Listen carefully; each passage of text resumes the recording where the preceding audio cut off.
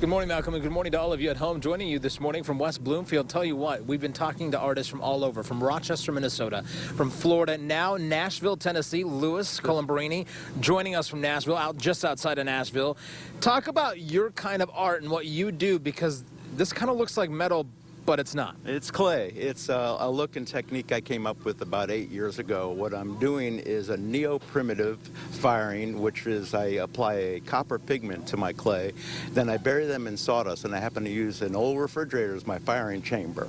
As the sawdust is lit on top, I close the lid, and it burns and smolders over the course of the day, creating all the random patina on the copper, bringing out that unique, colorful look. Can never be duplicated. Each one is one of a kind. So this is, what you're telling me on live TV is that is not metal. Not at all, but it is often mistaken for metal. It has that metal look, but it is clay.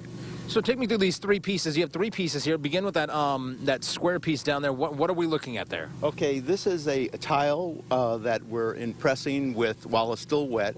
With a background is done with a piece of coral.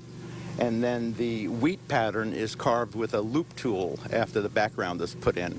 And then that particular tile, is put in that same neo-primitive firing and sawdust to bring out the patinas on the copper. Perfect. And then we have something that you could put as a decorative piece and yet another decorative piece.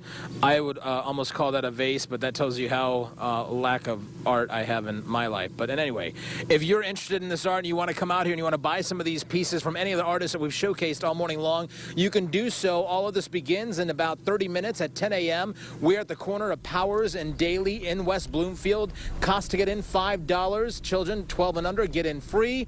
And of course, there is free parking just behind the Beaumont Medical Center. We're live in West Bloomfield this morning. I'm Nima Shaffe for 7 Action News.